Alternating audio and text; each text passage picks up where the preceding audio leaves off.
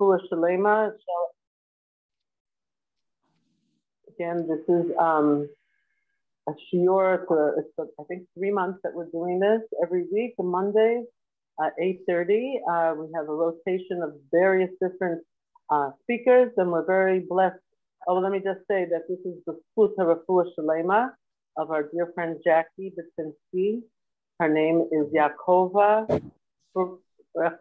Ariela Bat Furma, and we wish her Shalema soon. And we're having a cup of Torah, right, Hannah? This is a cup of Torah, and I just started this to be able to reach out and do something for, to help each other. We're very honored to have Rabbi Goldberg, who is the Chabad rabbi of Rehavia. I personally have a very fond connection to him, both through my son, Zvi, and in helping his organization. And take it away, Rabbi. We're very, very blessed to have you. Thank you, Risa. Thank you very much for organizing it and inviting me to come. And thank you to everybody for being here. I'm very, very touched to be able to be asked to participate in this great initiative. I remember when we came here, my wife and I and children, it's almost 12 years ago. And we realized right away that being able to be involved with shidduchim and marriages and shalom bayit is a major part of being in the greatest place in the world over here in the central Yerushalayim. And those of you that hear my Divrei Torah, I always like to try to connect every situation to marriage and to these subjects. Excuse me. And so therefore, this is one of the most important times of the year, right? In the time between Pesach and Shavuot, where Am Yisrael is considered to be the Kala, the bride, Hashem is considered the Chatan, and we're basically forming a relationship, and we can learn from this special connection between Am Yisrael and Hashem to our own personal lives. Okay, so just a few minutes ago, we davened Mariv, and we did the Shema, and we counted Sfirat HaOmer. And the one of the questions that's asked is it more important to have one's own individual uniqueness focused on, or is it more important to be part of the general part of the community? For example, we look at the Sfirat HaOmer, and the Sfirat HaOmer, on one hand, is a unit of 49 days. And if a person forgets to count one day, then you've already missed. You've almost broken the entire mitzvah, and you cannot continue counting with a bracha. On the other hand, each one has its own special day. Hayom Yom Echad LaOmer. We just counted Hayom Asara Yamim LaOmer, and so each one has its own unique specialty. And so, is it more important for everyone, for every individual, to be able to focus on their own uniqueness, or is it more important to blend in with others? And this question can also be asked as far as relationships. Relationships are very important to be able to get along with other people. But on the other hand, sometimes it can get in the way with a person being able to stand out in their own unique way. After all, each and every one of us has something very, very special, very unique to share with the world. And of course, the classical Jewish answer is D, all of the above. It's all important. It's important to be to balance. On one hand, to be with others, and on the other hand, not to lose from your own unique contribution that you have to give to the world. They tell over that George and Laura Bush once pulled up to the gas station, and as they're filling up with gas, this guy in the car next door on the other side knocks on Laura's window and asks her to roll down the window. How are you doing? Wow. So George is looking like, who is this guy? So she says, don't worry. 50 years ago, we were friends in college. And so George says to Laura, he says, if you would have married him, then you wouldn't be the first lady today. And so she responds to him, no, you're making a mistake. If I would marry him, then you would not be the president of the United States. Very good. Well, when we talk about relationships, so it's very important to remember this blend of every single person being able to give their own contribution to the specific relationship. One of the reasons why we are sad maybe it's a good idea to put everybody on mute. One of the reasons why in Sfirat Omer it's a time which is sad is because in a very short period of time, differences of opinion, of course, between whether it was from Pesach to Lag BaOmer or Pesach to Shavuot or Rosh Chodesh. Either way, 2 Jews, 3 opinions. And some say 2 Jews, 4 opinions. Even in the joke, we can't agree.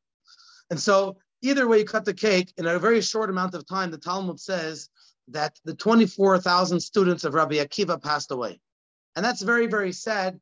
And other times in history, there were more people that passed away. But these were, number one, these were students of Rabbi Akiva. And they were lo na'agu kavod zeh b'zeh. They did not, quote unquote, act respectfully to one another. But more importantly, there was in this short period of time. So the obvious question is, who is the Rebbe of Ahavat Yisrael? Rabbi Akiva. This week's Parsha, Kedoshim. The Torah says, V'ahavta l'recha kamocha, Amar Rabbi Akiva. Please finish off the sentence. That's right. Zeh klal gadol b'Torah. And he had 24,000 students. And there's no question that he related to them, amongst other things, this strong message of Ahavat Yisrael. How is it possible that amongst all of the teachers and leaders of Am Yisrael throughout the generations, his students missed the boat? His students, lo nagu kavod zeh b'zeh, they didn't have the appropriate Ahavat Yisrael. How is that possible? Moreover, if you look at the text of what it says in the Talmud, it says, 12,000 zugot. It doesn't say 24,000 students. It says 12,000 pairs, like chavrutot. They passed away. So you see how they were friendly.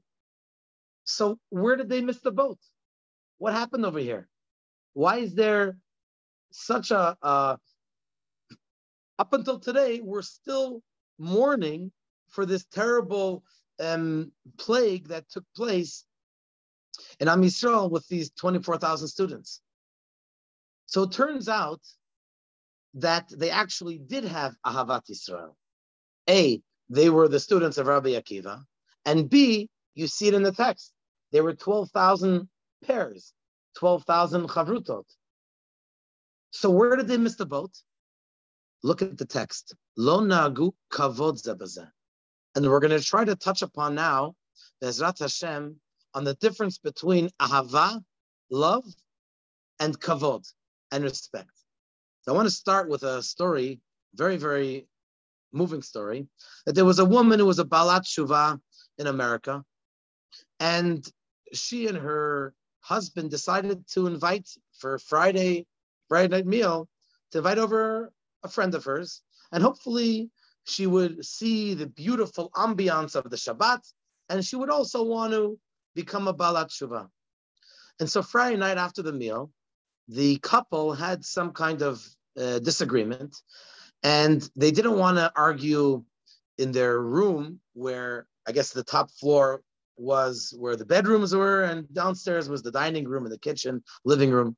So they went downstairs, and they didn't want the guests to hear the conversation / argument. So they're sitting down there for 3-4 hours, and they're discussing and they're arguing, whatever. They didn't agree on this issue. And they're about to go upstairs, midnight, and they were shocked to see their guest, the woman is sitting in the kitchen in the next room over, listening to the entire conversation. They were so embarrassed. They were beside themselves. How are we ever going to make up for this? How are we ever going to show her the beauty of Yiddishkeit when she heard this embarrassing conversation? Whatever. They called it a night. At Motzai Shabbat, her friend went to a park to go home, and she says to the Baalat Habayit, she says, "Thank you so much for such an amazing Shabbat. Just during this Shabbat, I've decided on a number of changes, positive changes that I want to make to my life, in my life." So she said to her, between us, you were there when we had this argument. How could you have ever had a positive experience after listening to our conversation? And so she said to her, it's true that you didn't agree with each other, but you disagreed in respect. I was able to hear in the argument how each of you responded to the other with respect. And that made such a deep impact on me, more than the Shabbat songs, the tasty food. Just that experience had an amazing impact on me.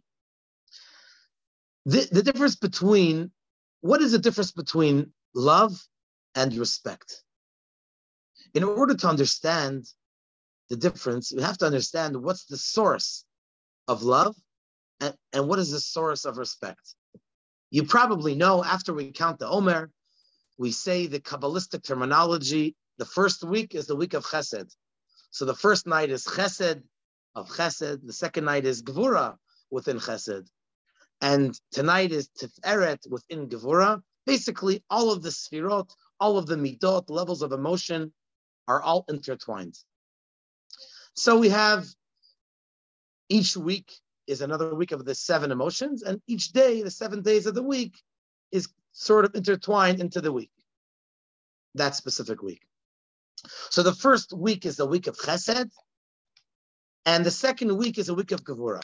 What is Chesed? Chesed is kindness. Chesed means giving. It is the will to be able to share that which you have and give it to someone else who doesn't have what you have. And that's exactly the source of love. Love is you're giving a feeling, you're expressing your feeling of kindness and of deep emotional relationship with another. So chesed is the basis of kindness. That's why ahava is the same gematria as echad. Ahava is 13 and echad is 13. Because when two individuals have love, then that bonds between them. You could have one person in China, another person in Israel, and they are very strongly connected. And when they have strong feelings for each other, space, or for that matter, nothing else in the world, can separate between them, because their feelings are so strong that the feelings connect between the two individuals. There's only one problem with love. What's the problem? What could be the problem? It's so wonderful. It's so inspiring, and it's uplifting. What could be the problem with love? It's fragile and it could be blind. Both, two different things, fragile and blind. Okay, so what you're saying is that you have to invest. You have to invest time. You have to put in your effort. And you gotta be discerning. You can't just be blind. Correct. However, let's say that you achieve a complete love. There still can be a problem. What is the problem? The problem is that when you're into this feeling of love, you're into yourself. As the phrase goes, a guy said, "I love chocolate." Oh, you love chocolate? If you really love chocolate, you wouldn't eat it. So I love myself, and because my taste buds love chocolate, I say I love chocolate, but I don't really love chocolate. I love myself. So one can look at the concept of love and say, 1 second, you say I love you, you really love yourself. Or let me put it in another context. You can look at the 3 words, I love you, and they can have, you can say them with 2 different tones, and they mean two different things. Either you can say, I put the focus on the first word, love you, so the focus is on myself, or I love you, so the focus is on the you. Usually, not always, not usually, sorry, I don't want to generalize. It can be, and it does happen often, that when a person wants to express their love, so they're saying, oh, wow, I love you. I'm really, if you dig deep down, I'm really satisfying my own personal desire, and I'm fulfilling my personal needs through you. And so therefore, and that's really what happens very often, a couple gets married, and there's tremendous love, and the first year is a honeymoon, but then all of after a month or whatever, every case different, all of a sudden you start realizing, 1 second, maybe my soulmate, maybe my spouse has different order of priority. Maybe we don't agree on many different things. So does that mean, so naturally, a person's bond, a person's connection, or let's call it love, starts to be diminished. And I think on a certain level, it's okay, because Hashem wants us, Hashem understands us that we are human beings, and he gives us tchunot, different characteristics on how to live. So sometimes we feel a larger desire, a larger connection, draw to our spouse, and sometimes we have a less. And it's like a fire, like a flame, which goes up and down, up and down. That's perfectly okay. But there's one thing which is not allowed, and that is to diminish in the respect for your spouse. The love, it's okay to be up and down. It can't be extinguished, but it can be a little, one day a little higher, one day a little lower, 1 hour a little higher, another hour, it's okay. And then it becomes stronger again. And then you invest in it and you build it up. That's fine. It's nourished. But when it comes to respect, that's not allowed to be diminished at any point of time. Like the Talmud says something fascinating. The Talmud says that mitzvah le'ehov et ishto kigufo. It's a mitzvah to love your wife like yourself. Ulachabda yoter migufo. And it's a mitzvah to honor her, to respect her, even more than you respect yourself. Which means that love is very important. You have to have love at the beginning. Very often it's not love at first sight, which is fine. It doesn't have to be head over heels. But one thing is critical. No matter what level the love is at, the respect, the kavod, needs to be as strong as ever and can never be shaken. And let's get back to the Kabbalistic source of kavod. That's the gevura. When you say gevura, oh boy, people right away say, oh, that's bad. That's punishment. True. Gevura, amongst other things, is also the source of evil. Not evil, the source of being stern, being reserved, and the opposite of giving, the opposite of chesed, the opposite of ahava. But nonetheless, let's try to zoom in, no pun intended, to the idea of gevura. Gevura doesn't necessarily have to be a negative thing. After all, it's one of Hashem's midot.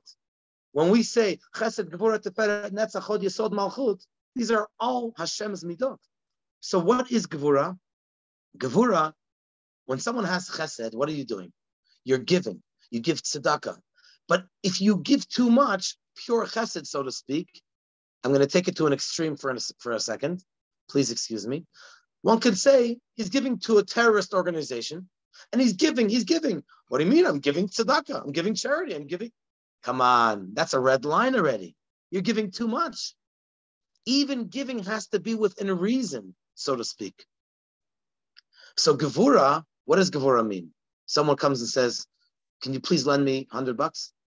So the guy's going to say, 1 second, do I know you? Do you deserve it? I'm not answering the questions. I'm just trying to explain in concept that gevura is not so bad. Gevura is just putting a framework to this scenario and saying, do you deserve it? It could be he deserves it.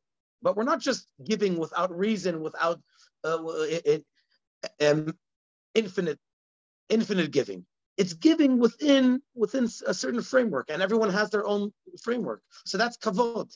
Kavod is basically saying, I'm not saying it verse Ava, all I'm saying is that kavod is saying like this. True that maybe you offended me, and maybe we shouldn't talk for a week, but I have respect for you. You were an awesome individual. I'm going to forgive you, and I have to respect you as a human being. I have to respect you as my spouse. I have to respect you as my child. Yes. I have to respect you as my parents.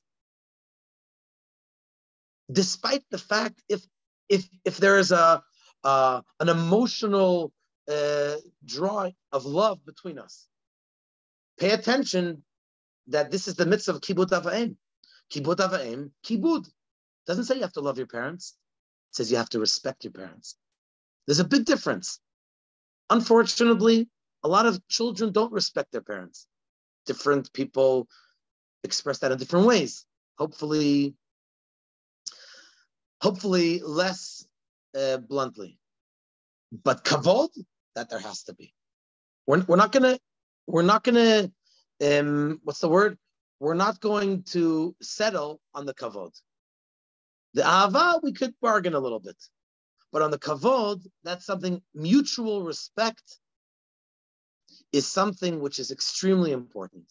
And that's what the Talmidei Rabbi Akiva, the students of Rabbi Akiva, where they missed the boat. They were certainly very connected, Ahavat Yisrael, and they learned, they taught each other, they learned together, they were pairs, right? Zugot, Chavrutot. But if someone didn't agree with the other Chavruta to interpret perhaps their teacher's teachings, Rabbi Akiva's teachings, the way they interpreted it,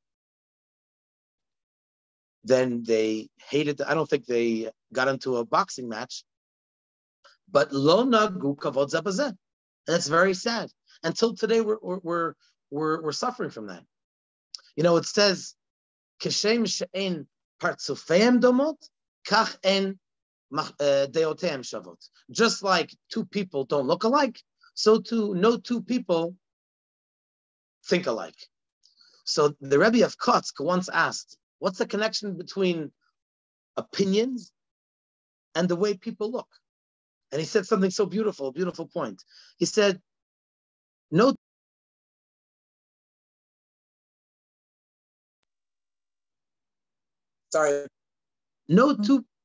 two people look alike. In fact, if you were to find a double in the street, someone who looks like you would say, come on, you're taking away from my uniqueness in the world. It's very special that no two people look alike. Everyone has their own unique features. In fact, you can tell a lot about a person. If you know chokhmat hapanim, you can tell a lot about the person by looking at their face. Even the beginning of the corona, I told someone that specifically the eyes, while most of the face was covered, the eyes you could see. You can tell a lot about a person. You can recognize a person by looking into their eyes. So too, the Rebbe of Kotsk said, the mask thing was just my own addition. But the Rebbe of Kotsk didn't talk, just kidding around. So the Rebbe of Kotsk said, so too, how beautiful is it that no two people think alike? Some people say, what do you mean? Everybody has to agree. Why does everybody have to agree? I think it's very nice that Am Yisrael is colorful and we're active, and this person thinks like that, another person thinks otherwise. At the end of the day, we can still get along. But sometimes, unfortunately, especially by times of elections over here in Israel, I think it's much more extreme than anywhere else in the world, unfortunately, where people take it so personally. Wow, I think the Rebbe was a genius by saying that Chabad should not mix into politics. It's so hurtful to see how people take it. If I'm going to vote for one guy and you don't agree with me, oy vavoy, the world is ended. Come on, we could disagree, and as they say, we can agree to disagree.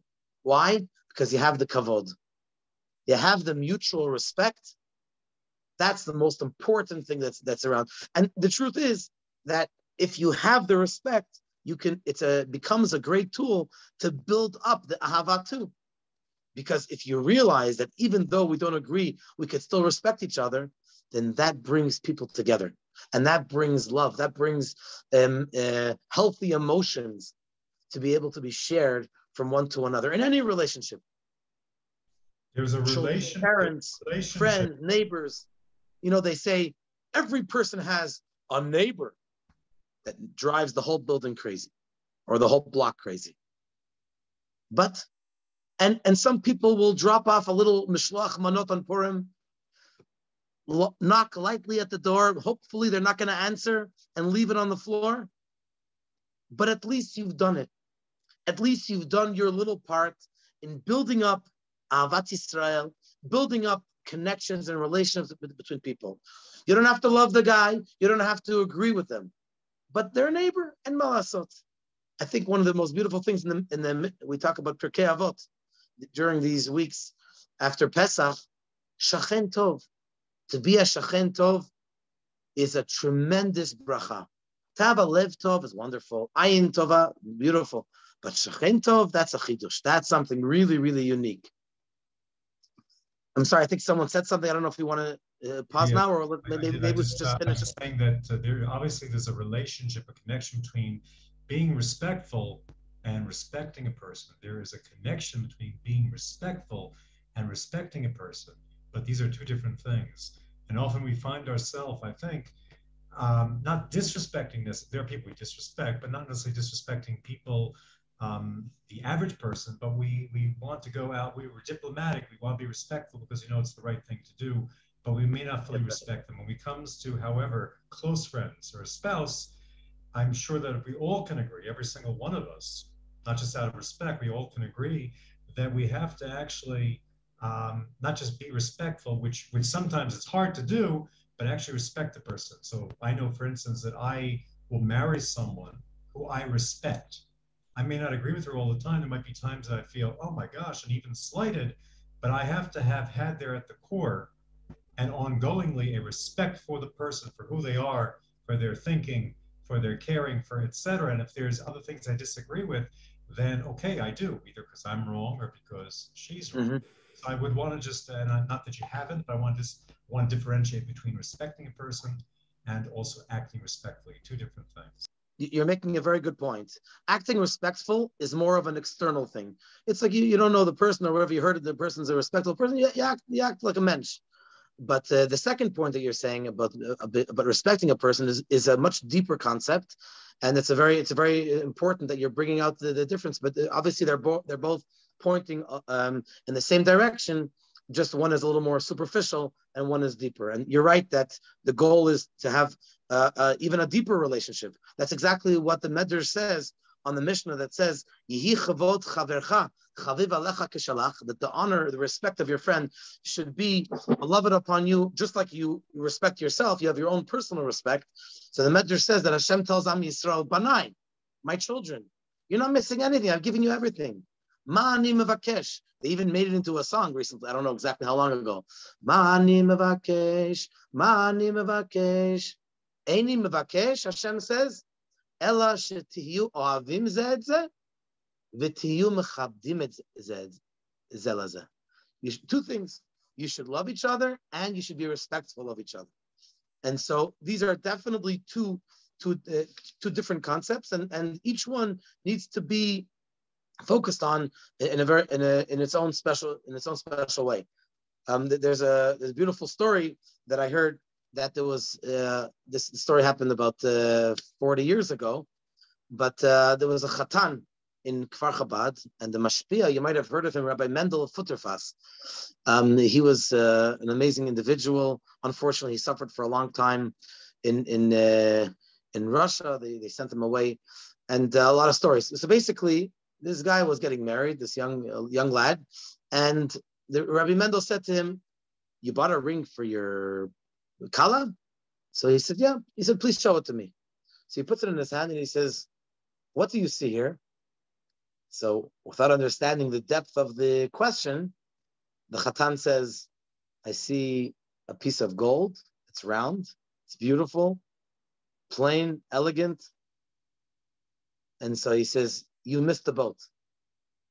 You have over here a hole in the middle. That's perhaps the most important part of the ring.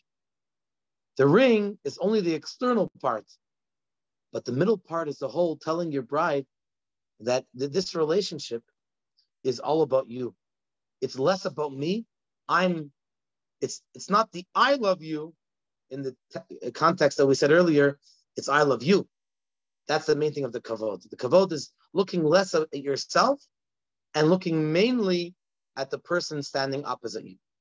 And the feeling the quote unquote hole or a vacancy because your spouse or your friend or whatever relationship you're in is the main one in the picture. That's the secret, Bezrat Hashem, to a healthy, respectful relationship between two individuals. And so in the beginning, we asked about, is it more important to blend into the cloud, to a general, or to focus on the individual? And of course, the answer is that they're both important. A relationship is where you're part of someone else, and you're not the only one that's there. Of course, each individual contributes with their own special, unique qualities to the picture.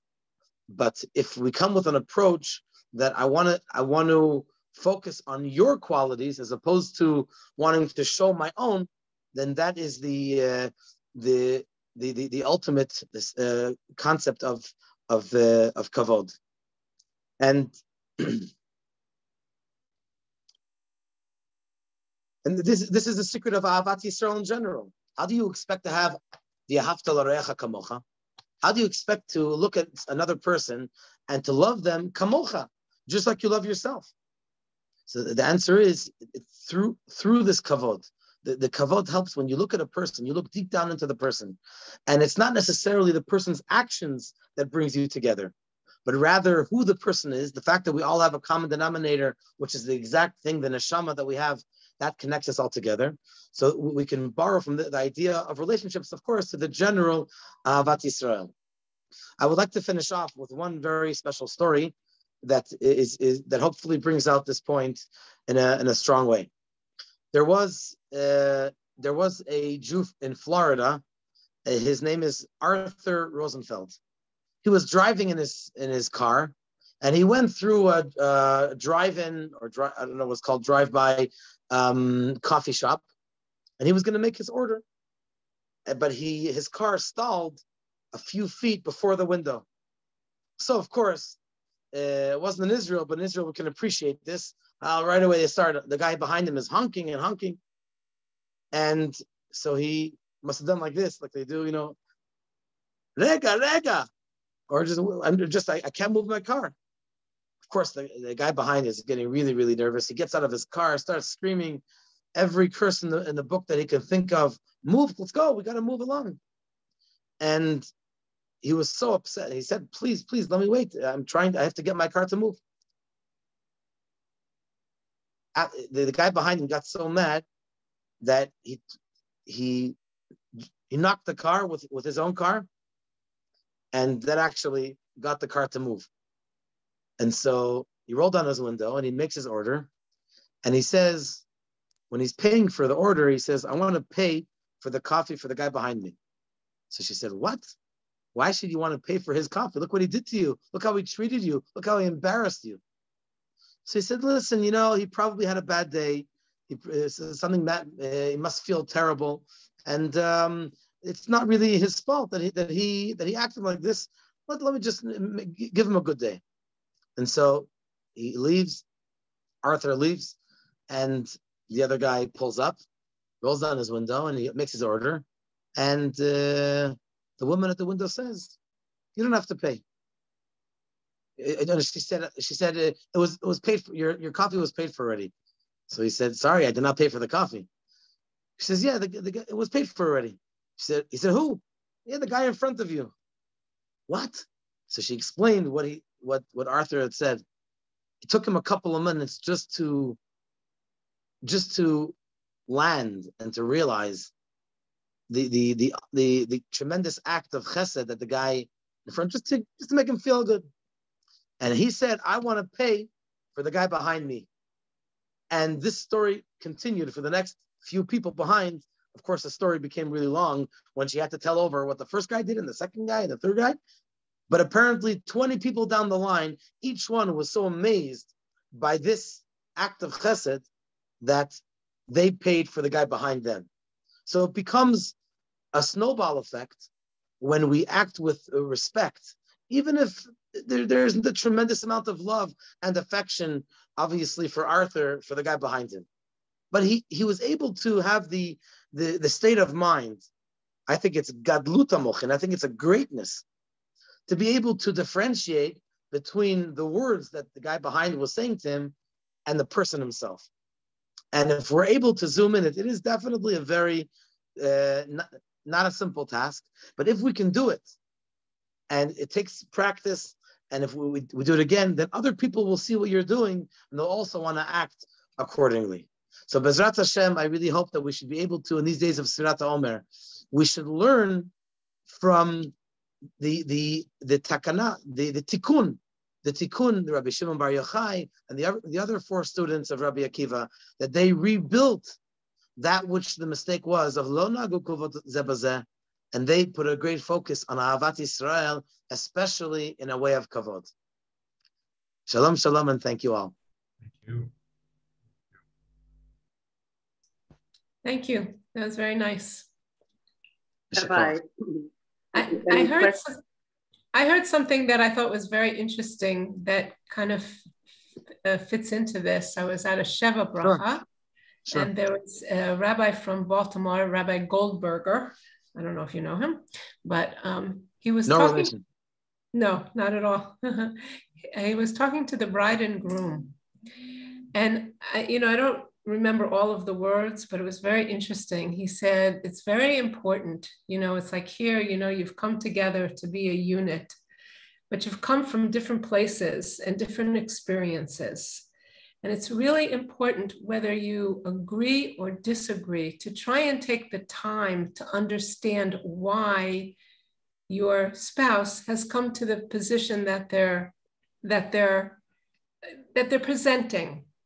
And I think that goes along with even increasing, your respect for that person, to really, you want them to think like you want them to do what you want them to do or whatever, it's like, but to really take the time to really get to know them, to be able to see, to be able to see the world through their eyes, whether you agree with it or not, but to work at that. And I thought that was really quite that's very nice. When the Talmud talks about the greatness of Shidduchim, it bases on Tehillim chapter 68, where it says, Moshiv Yechidim Baita. Hashem brings individuals together to one home. And the individuals very often, especially today, can be from different places of the world. And here they come together and they build a home. Usually a person that's born or lives in a certain area becomes inspired in different ways from the environment in which they grow up. So you have two individuals who come from totally different very often come from totally different backgrounds, and they build a home. The joke is when there's two people that speak two different languages, that they could always say, I didn't understand what he said, or I didn't understand what she said. But the point is, and sometimes you see it when it happens, it's fascinating, when the two individuals barely speak the same language, that you can see that there's a common language which goes way beyond the words. And we can learn from that to our own relationships, in any relationship, especially marriages, that we can try to, the place where we come from or the experiences that we've had are sort of external, and we could try to differentiate between the two, and say that that's sort of external, and focus on the individual themselves, and bring out the yahalom, the jewel, which every person has. Beautiful. I have just two quick comments. One, sure. Would you say that in order to achieve true love, that the grounding, the foundation of true respect has to be truly cultivated? Because I think, cultivated. Sure. Yes. Sure. Very often, especially in the society that we live in, the secular society, namely, so it's very common. The impression that the society gives off is that marriage is based on love at first sight, and if a person doesn't have the love at first sight, head over heels, then there's something which is really wrong. And the answer is that it's not that way. In other words, that there has to be basis of love, but it doesn't have to be love over heels. Love is something which is developed and nurtured, like you said, cultivated. And as long as you have the basis, the basics, sometimes there is no meshichat alev. Sometimes there is no drawing, and it's fine. I believe that when two individuals are dating, number one, you have to give at least 3, 4, 5 dates. One date means nothing, literally nothing. And I think that if sometimes you try, and it's okay. It's a nice thing for two good people to sit together for a few hours and to discuss interesting stuff. But if there's no meshichat alev, if there's no chemistry, then it's okay. Then maybe they're not meant for each other. But if there is a chemistry, just not wow, whoa. Sometimes there is, and that's wonderful. It's nice, and it's romantic, and it's wonderful. But even if it's not head over heels, as long as there's a beginning, then Torah recognizes such a relationship and gives us the tools to be able to nurture and cultivate it, that it should become stronger as time goes along, as opposed to in the secular society that we talked about earlier, where it may start with love at first sight, but for some reason it becomes diminished. And as someone once said in Hebrew, that in today's society is chad pami. Everything is disposables. Even unfortunate relationships, which is supposed to be so dear. Of course, Torah gives legitimacy to divorce, chalila, if there has to be. But at least we have to try our best to try to build on the love and the gift of relationships that Hashem has given us. Thank you. Very beautiful. I would just add one last thing, is that sure. I think it's contagious. Having respect for someone and doing chesed is contagious. And I think when one gives it a chance, it develops into something very nice. Shlomo HaMelech said, that's very beautiful. Shlomo HaMelech said, Kamayim apanim lepanim, ken lev ha'adam el ha'adam. Just like when you look into water, you see the reflection of your own face. So too, when you project something to another person, then you will see the mirror. You don't wait for that person to start. You give, you be the giver, and then, as you say, it has a contagious effect. And Bezrat Hashem, the person responds in kind.